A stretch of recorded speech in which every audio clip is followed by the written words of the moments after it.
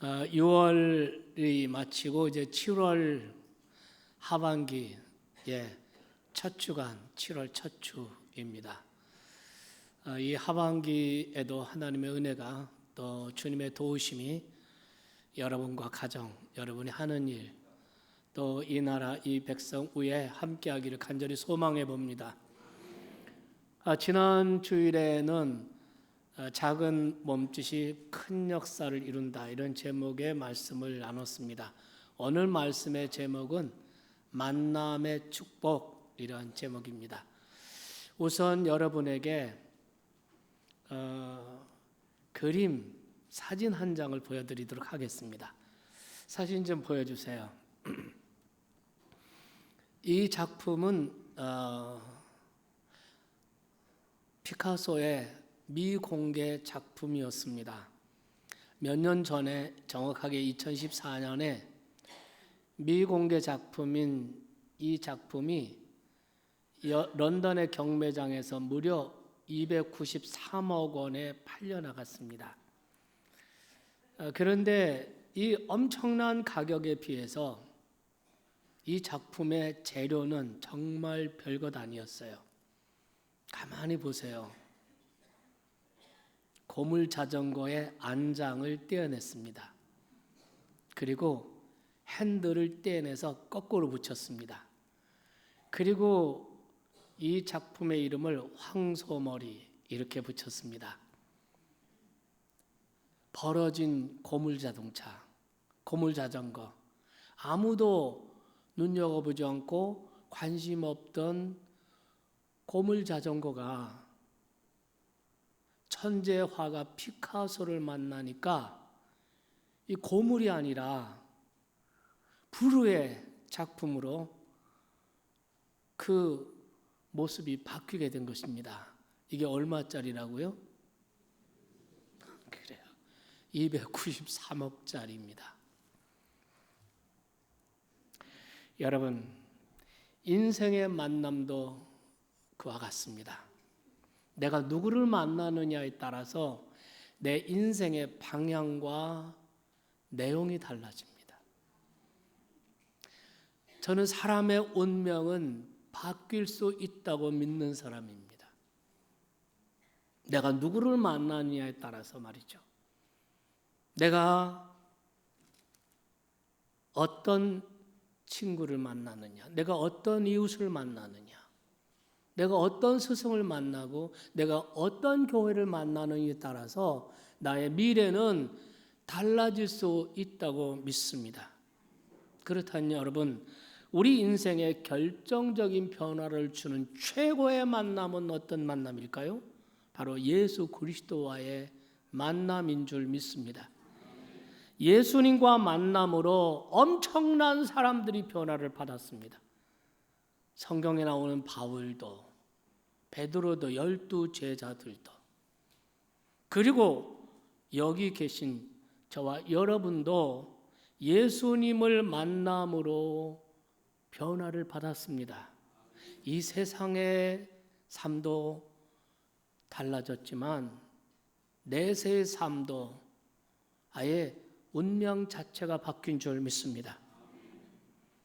저와 여러분이 만일 예수님을 몰랐다면, 예수님을 만나지 못했더라면 오늘 어떤 모습으로 살아가고 있었을까? 어떤 삶의 방향으로, 어떤 삶의 내용으로 인생을 살고 있었을까? 오늘 본문에는 예수님을 만나서 그 인생이 크게 변화된 한 사람을 소개하고 있습니다. 바로 사마리아 여인입니다. 예수님이 한 번은 남부 지역인 유대에서 복음을 전하시다가 북부 지방인 갈릴리로 가시다가 그 중간에 사마리아 지역을 통과하시게 됐습니다. 사마리아는 옛날 북왕국 이스라엘의 수도였습니다. 그 사마리아에 이스라엘의 10지파들이 모여서 북왕국 이스라엘을 세우죠. 남북왕국 시대의 이야기입니다. 이렇게 유대 사람, 사마리아 사람 사실 한 동족입니다. 그럼에도 불구하고 유대 사람들은 사마리아 사람들을 아주 무시하고 멸시하고 천대했습니다. 그 땅에 들어가지도 않았습니다. 먼 곳을 돌아가더라도 사마리아 땅에 발을 들여놓지 않았습니다. 그 역사적 배경을 거슬러 올라가면 주전 722년에 그 당시 강대국 아시리아가 북왕국 이스라엘의 수도 사마리아를 점령합니다. 그리고 이 사마리아에 살던 이스라엘의 10지파 사람들을 이방 땅으로 이주시키고 이방 민족을 사마리아로 이주시킵니다. 말하자면 혼혈 정책을 쓴 겁니다. 이로 말미암아 이스라엘 10지파는 아브라함의 혈통을 지키지 못하고 혼혈족이 됩니다. 그때부터 정통 유대인들은 사마리아인을 상종도 하지 않고 대화도 하지 않고 그 땅을 밟지도 않고 먼 길로 돌아서 갑니다. 그런데 예수님은 유대인으로서 갈릴리로 가시면서 그 사마리아 땅을 통과하시게 되었습니다. 가시다가 피곤하셔서 우물가에서 수가라는 동네에 우물가에 잠시 쉬시게 되었습니다. 우물가는 여인들이 물을 길러 오는 장소죠. 우물가에서 여인들이 항상 만나게 됩니다. 시간은 한낮 정오쯤 되었습니다. 그때는 너무 뜨거워서 사람들이 밖으로 다니지 않습니다. 여인들도 우물가에 오는 시간이 아닙니다. 그런데 그 시각에 한 여인이 물을 길러 우물로 나왔습니다. 이른바 사마리아 여인입니다.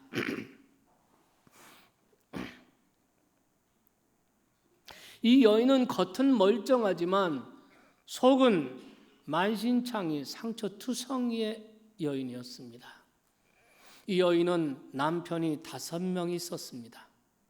말하자면 남자에게 버림받기를 5번이나 한 거죠. 그럼에도 불구하고 자기 인생을 포기할 수 없어서 자기 인생의 만족, 자기 운명을 바꾸기 위해서 또 다른 남자를 만나고 또 버림받고 또 만나고, 그러니 여러분, 겉은 멀쩡해도 속은 만신창이가 됐습니다. 온갖 열등감, 원망, 모든 원한, 이런 것에 사로잡혀 사는 여인입니다. 자존감은 바닥이었습니다. 그런데 이 여인은 그렇지 않은 듯, 이 여인은 지금 가면을 쓰고 살고 있습니다. 오늘 이런 사람들이 참 많습니다. 속은 말이 아닌데 겉모습은 태어납니다. 가면을 쓰고 살기 때문입니다. 어느 처녀가 결혼까지 생각하고 사귀던 남자에게 어느 날 느닷없이 이별 통보를 받았습니다. 얼마나 놀라고 황당하고 속이 만신창이가 된 거죠. 그러나 다음 날 회사에 출근해서 아무 일 없었다는 얼굴로 동료들에게 미소 지으며 인사를 합니다. 그것이 가면을 쓴 모습입니다. 가면을 썼기 때문에 이 처녀의 속마음, 그 상한 마음을 아무도 모릅니다.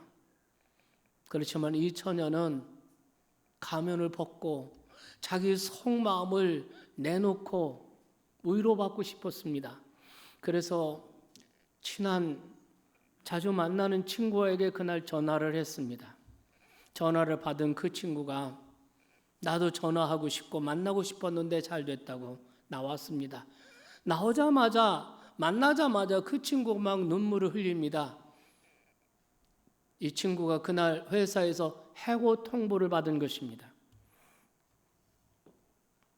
자기 얼굴 표정, 자기 가면을 벗고 싶어서 친구를 만난 건데 가면을 벗지도 못하고 다시 그 가면을 고쳐 쓰고 그 친구를 위로합니다.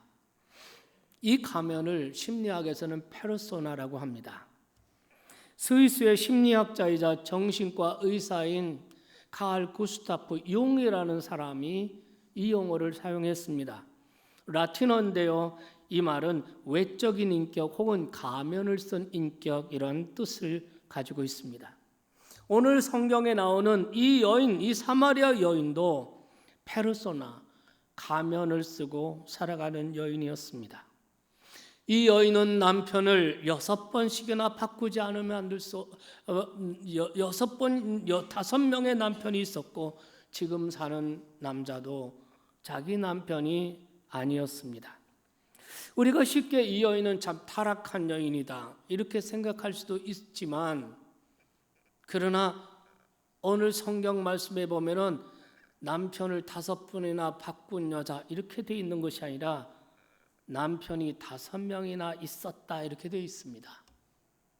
그 당시 상황으로 볼 때 이 여인은 남자에게 버림받은 것입니다. 버림받은 상처 말로 다 할 수 없죠. 5번이나 남자에게 버림받았습니다. 이런 여자입니다. 그러니까 속이 말이 아닙니다. 사실 이 여인이 경험한 상처들을 제가 묵상해 보니까 적어도 이런 상처들이 있을 것 같습니다. 어쩌면 이 상처를 안고 있는 사람들이 바로 오늘 현대인의 모습인지도 모릅니다. 첫째는 소외감이었습니다. 누구도 이 여인을 존중해 주거나 상대해 주지 않았습니다. 이 여인은 동포에게도 유대인에게도 왕따를 당하고 소외자로 살았습니다. 소외감은 거절당한 상처입니다. 버림받은 사람에게 나타나는 증상입니다. 소외감은 사람들과의 만남과 소통이 상실된 질병입니다. 그래서 소외감은 참 무서운 병입니다. 소외감 때문에 자살하기도 합니다. 소외감은 빨리 치유받아야 할 질병입니다. 이 여인은 이 소외감의 질병을 앓고 있었습니다. 둘째로 이 여인은 폐쇄된 삶을 살고 있었습니다. 이 여인은 소외의 삶에 지쳐 스스로 이제 마음 문을 닫고 살아갔습니다. 남들이 문을 닫은 것이 아니고 자신 스스로가 문을 닫아버렸습니다. 그때부터 이 여인은 아무도 믿지 않았고 이 여인은 다른 사람들을 피하였고 숨어 살았습니다. 이 여인이 오늘 물을 길러 우물에 왔습니다. 그 시각이 언제입니까? 성경의 제6시 그랬습니다. 이것은 오늘날의 시간으로 하면 난 12시입니다. 난 12시로 말하면 사람들이 없는 시간이에요. 사람들이 없는 시간, 사람들과 부딪힐 없는 그 뜨거운 시간에 물을 길러 온 것입니다. 이 여인은 폐쇄된 삶을 살고 있었습니다. 스스로 사람들과의 만남을 거절하고 만남의 문을 닫아 걸고 사는 사람이었습니다. 행여나 사람들이 자기를 알아볼까 봐 전전긍긍입니다. 셋째로 이 여인에게는 원망이 가득했습니다. 이 여인의 내면에는 원망이 가득 들어 있습니다. 자신의 실패, 자신의 불행이 누군가에게 원인이 있다고 생각을 했을 것입니다. 예수님께서 이 여인에게 나에게 물을 좀 달라 라고 하니까 이 여인이 대답하기를 왜 당신은 유대인인데 사마리아인 나에게 물을 달라 하십니까? 하고 따지듯이 묻습니다. 예수님이 다시 말씀하십니다. 내가 누구인지 내가 알았더라면 내가 나에게 물을 달라고 하였을 것이다. 그러니까 이 여인이 또 말하기를 보아하니 당신은 그릇도 없고 우물도 깊은데 어떻게 물을 기르려 하십니까? 라고 또 반문합니다. 그리고 나서 당신이 우리 조상 야곱보다 크다는 말씀입니까? 라고 또 따집니다. 이 여인의 말들 속에 들어보면은 이 여인의 말들 속에 원망과 시비조가 가득합니다. 뭐든지 따지려는 자세입니다. 시비하려고 합니다. 이 여인의 소외감과 원한과 폐쇄적인 삶이 마침내 이 여인의 이런 감정을 만들어낸 것입니다. 이 여인은 내면 속에는 원망이 가득 들어 있습니다. 내가 결혼에 5번 실패한 거, 버림받은 거, 이 모든 불행이 다 누구에게인가 원인이 있다고 생각한 겁니다. 그래서 원망이 가득해요. 그러다 보니까 감정에 공격이 있고 그리고 시비가 있고 이런 모습이 있는 것을 볼 수가 있습니다. 네 번째, 방향 감각의 상실입니다. 이 여인은 지금 삶의 방향 감각을 잃어버리고 살고 있습니다. 이 여인은 지금 길을 잃어버렸습니다. 게을러서가 아닙니다. 똑똑하지 않아서가 아닙니다. 사실 이 여인은 누구보다 세상을 치열하게 살았던 사람이라고 말할 수 있습니다. 남편을 5명씩이나 바꿨다. 이 말은 이 여자가 창녀같이 참 지저분한 여자다 이렇게 정죄하기 전에 이 여자가 5명의 남자로부터 반복적으로 버림을 당했습니다. 그러나 이 여인은 자기 인생을 포기할 수가 없었습니다. 자기 인생에 만족을 얻기 위해서 또 다른 남자를 만나고 버림받고 상처받고 또 다른 남자를 만나고, 이 말은 그녀가 그만큼 만족한 인생을 위해서 자기 운명을 바꾸기 위해서 치열하게 애를 썼다는 이야기가 되는 것입니다. 그러나 그랬음에도 불구하고 이 여인은 만족도 행복도 찾을 수 없었습니다. 이런 여인입니다. 한마디로 만신창이가 되고 상처투성인 여자. 겉으로는 모르지만 그 속은 만신창이가 됐습니다. 페르소나 가면을 쓰고 삽니다. 누구도 이 여인에게 주목하지 않았습니다. 지금 이 여인의 고통, 이 속마음, 이 상처, 외로움 아무도 이해할 사람이 없습니다. 그저 손가락질하고 정죄하고 나쁜 사람이라고 이렇게 얘기할 뿐입니다. 누구에겐가 도움을 요청하고 싶었지만 누구에게 해야 할지 몰랐습니다. 이 여인은 지금 삭개오처럼 정에 굶주려 있고 상처 때문에 만족에 굶주려 있습니다. 이런 여인입니다. 이런 여인이 예수님을 만나게 됐습니다. 이 여인이 그때 물을 길러 우물로 나온 것입니다.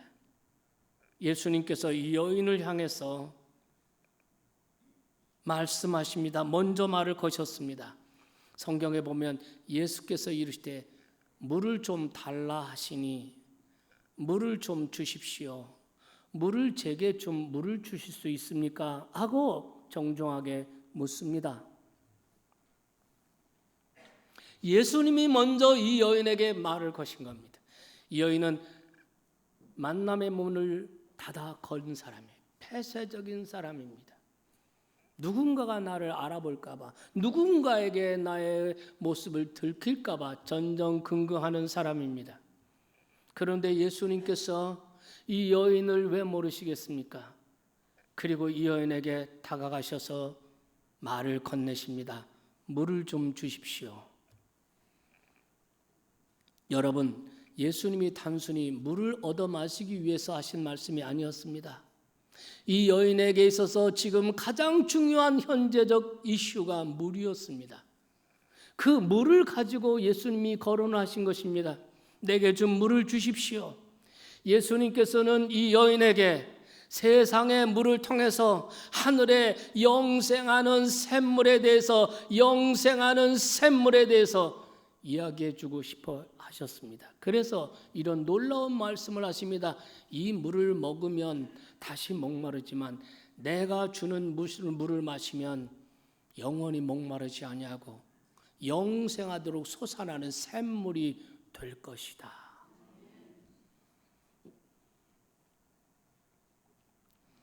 여러분, 이 말을 들은 이 여인은 정말 급관심을 보여요.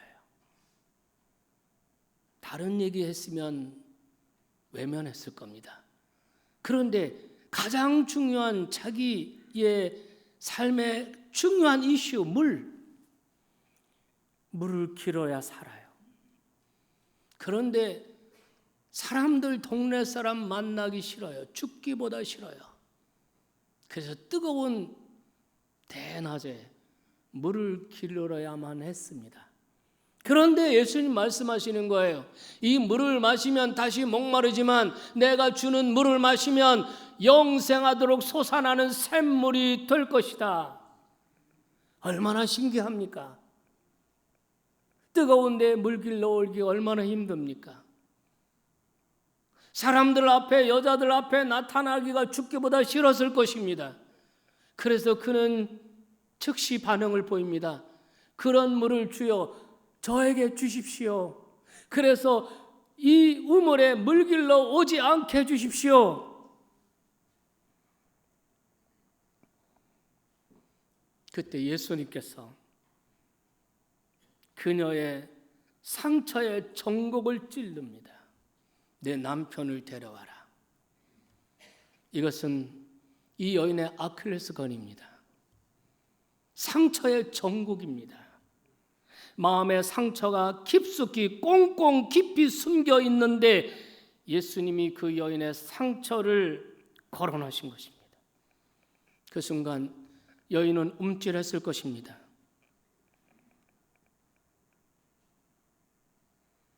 그것이 자신의 가장 아픈 상처인데, 숨기고 싶은 상처인데 지금 그 아픈 상처를 쿡 찔렀습니다. 사람은 심리적으로 누가 자신의 상처를 거론하면 순간 움츠러들게 되고 회피하게 되고 부정하게 되어 있습니다. 그래서 이 여인도 순간 방어 태도를 취합니다. 그리고 단호히 말합니다. 저는 남편이 없습니다. 이 여인은 예수님이 더 이상 말하지 못하도록 말문을 막아버리고 싶었던 겁니다. 남편이 없는데요. 강력한 장막을 쳐버린 것입니다. 더 이상 자기 삶에 들어오지 못하도록 부정하는 것입니다. 그런데 예수님은 거기서 멈춰주면 좋은데 예수님이 계속 말씀하십니다. 내 말이 옳다. 너에게는 남편이 5명이 있었다. 그리고 지금 사는 남자 내 남편 아니다. 그러니 남편 없다는 내 말이 옳다라고 얘기했습니다. 여러분, 종기를 치료할 때 뿌리까지 뽑아내지 않으면 치료가 안 돼요. 그러려면 얼마나 아픕니까? 아프지 않으면 치료가 안 돼요. 뿌리를 빼내지 않으면 고칠 수가 없어요. 아파야 낫습니다. 주님은 이 여인의 깊고 오랜 상처를 마구 후벼 파고 있습니다. 이 여인이 더 이상 회피하고 도망가지 못하도록 마치 도장쟁이가 도장 틀에 박아놓고 사정없이 파내고 후벼내듯이 지금 그러고 있습니다. 여러분, 문제를 회피하지 말고 하나님 앞에서 문제를 직면하시기를 축원합니다. 우리가 어떤 때는 직설적으로 말하지 않고 빙빙 돌려서 얘기하는 게 좋을 때가 있을 수 있습니다. 그런데 여러분, 예를 들어서 이 사람의 속에 암 덩어리가 자라고 있는데 여러분 적당히 빙빙 돌려서 말하면 되겠습니까? 치료받을 수가 없어요. 희망이 없습니다. 여러분, 어떤 분은 전도할 때 직설적으로 말하지 말고 본질에서 빙빙 돌려서 얘기하고 대화하듯이 하라고 얘기를 해주는 사람이 있습니다. 저는 이 방법 좋은 방법이라고 생각하지 않아요. 여러분, 전도가 무슨 세일하는 것입니까?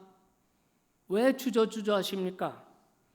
당신은 지금 부러울 것이 없이 사는데 죽을 준비는 되어 있습니까?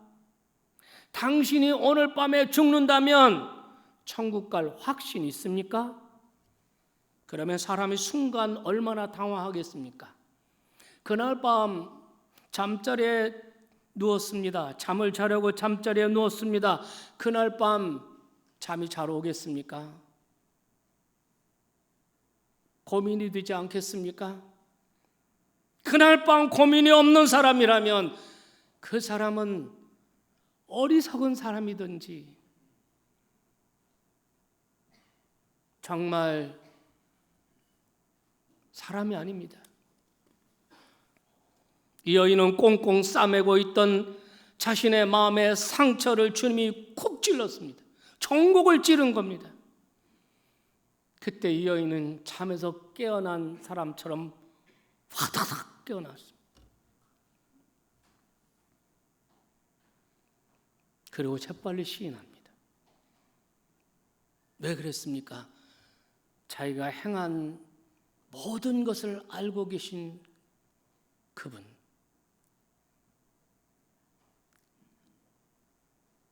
여러분, 남편이 5명 있었다. 여러분, 그 사실을 주님께서 거론할 때 그는 그 여자의 지금까지의 삶을 다 들여다보신 겁니다. 결혼에 한 번 실패해도 얼마나 큰 상처입니까? 얼마나 큰 아픔입니까? 말로 다 알 수 없습니다. 그런데 5번이나 실패했습니다. 지금 살고 있는 남자도 정식 자기 남편 아니라고 했습니다. 예수님은 이 여인의 모든 것을 아시는 것입니다. 그분 앞에 재빨리 항복합니다. 그러면서 이렇게 말합니다.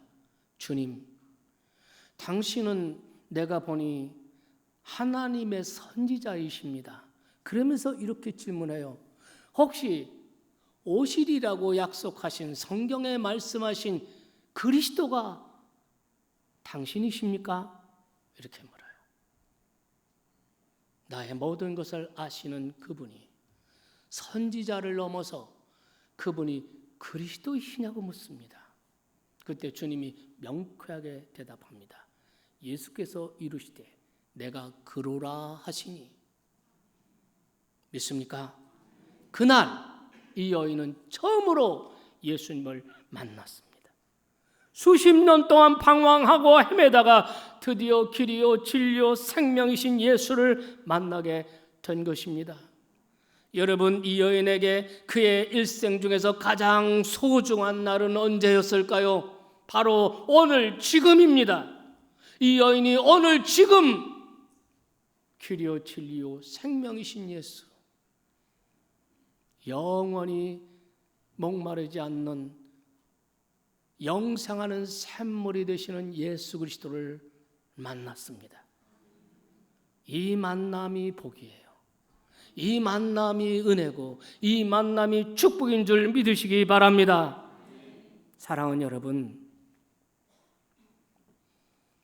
여러분에게 이 만남의 축복이 있기를 축원합니다. 아, 이분이 그리스도시구나. 내가 행한 모든 일을 아시며 만신창이 내 상처 투성이에 내 인생을 아시는 이분, 내 인생에 영생하도록 솟아나는 생명수가 되실 예수 그리스도. 아, 이분이 나의 주님이시구나. 이분이 하나님의 아들이시구나. 이분이 나의 주님이시구나. 나 때문에, 무지했던 나 때문에 이분이 고난을 당하셨구나. 십자가에 죽으셨구나. 나를 구원하시기 위해서 이 땅에 오신 나의 주님이시구나.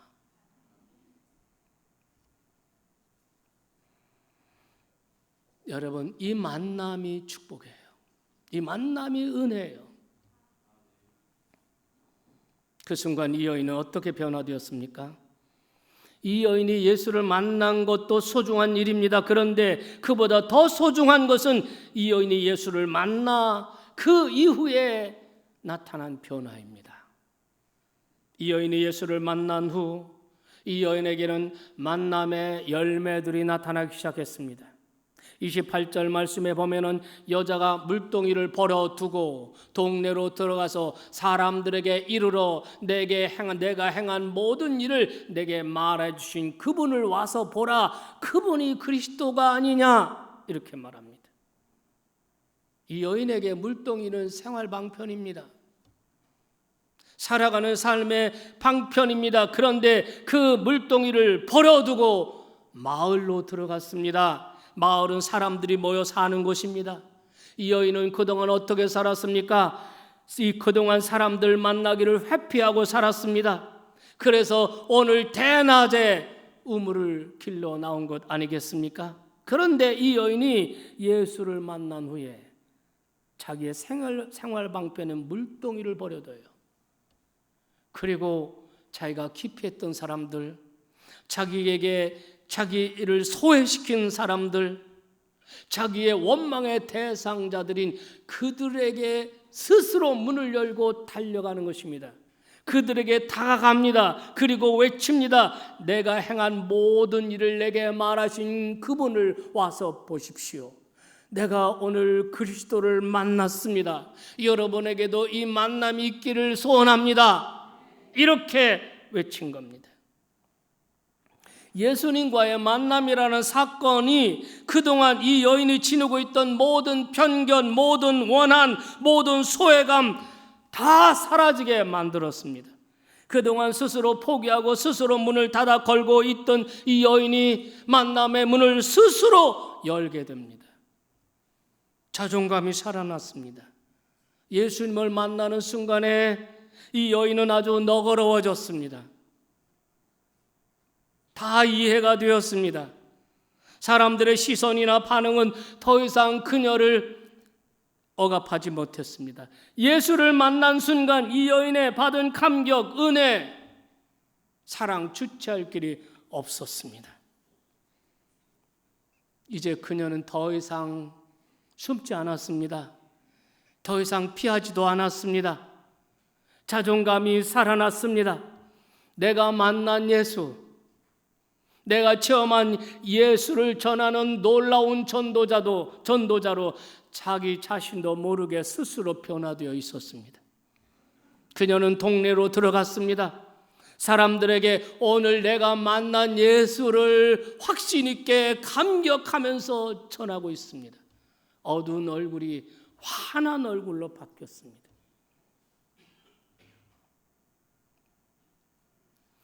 여러분, 지금까지의 삶으로 추론해 볼 때 그녀는 신뢰받는 사람이 아니었습니다. 그렇기 때문에 그녀의 말에 귀를 기울이는 사람도 많지 않았을 것입니다. 그런데 그날은 달랐습니다. 그날은 전혀 달랐습니다. 여러분 30절 말씀에 보면은 동네 사람들이 그 여인의 말을 듣고 다 예수님께 나오더라. 믿으시면 아멘 합시다. 어떻게 이런 일이 있을까요? 이 여인이 지금까지 동네 사람들에게 신뢰받는 사람이 아니었습니다. 그녀가 무슨 말을 혹 한다 해도 귀를 기울이지 않았습니다. 그런데 오늘은 달랐습니다. 내가 행한 모든 일을 내게 말해준 그분을 와서 보십시오. 그분이 바로 그리스도이십니다. 나의 인생을 구원하고 당신들의 인생을 구원하실 메시아이십니다.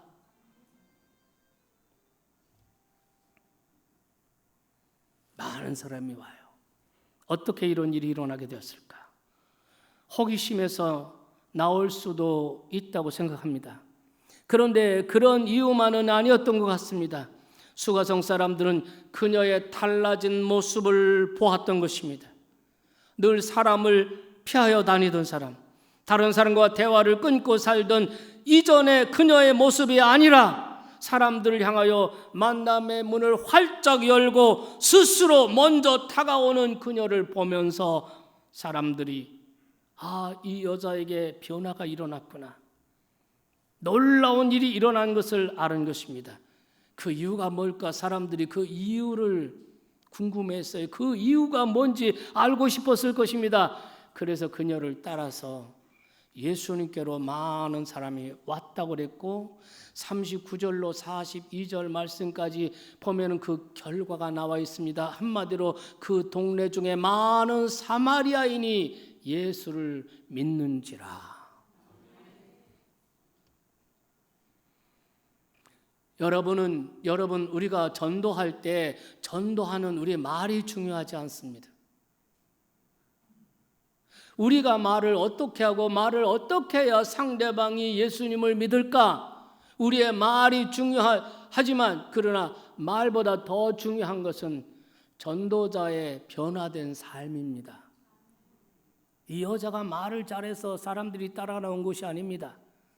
마음을 걸어 잠그고 사람들을 기피하던 이 여인이, 얼굴에 그늘이 가득하고 수심이 가득한 이 여인이 기쁨과 확신에 차서 사람들 속에 스스로 만남의 문을 활짝 열고 다가와서 말하고 있는 이 여인의 삶의 변화된 모습을 사람들이 본 것입니다. 아, 이 여자에게 놀라운 어떤 일이 일어났구나. 그것이 무엇일까? 이 여자를 이렇게 바꾸고 변화시킨 것은 무엇일까? 그래서 사람들이 따라 나왔어요. 그리고 예수님이 하시는 말씀을 듣고 사마리아 사람들이 예수님을 믿는지라. 복음이 유대에서 그 유대의 경계선을 넘어 소외받던 그 사마리아 지역으로 복음이 확산되는 순간입니다. 바로 이 여인을 통해서 그 위대한 역사가 일어난 줄 믿으시면 아멘 합시다. 예수님과의 만남을 통해 그녀의 삶에 변화가 일어났습니다. 삶이 달라졌습니다. 삶의 내용이 달라지고 방향이 달라지고 질이 달라졌습니다. 잃어버렸던 생명을 찾게 되었습니다. 잃어버렸던 관계가 회복되게 되었습니다. 불신과 멸시를 받던 사람이 존중을 받고 신뢰받는 사람이 되었습니다. 슬픔과 절망이 변하여 기쁨과 소망의 인생이 되었습니다. 그리고 복음이 유대를 넘어 사마리아로 전파되는 놀라운 역사에 쓰임받는 정교한 인생이 되었습니다. 여러분, 이것이 만남의 축복이라는 겁니다.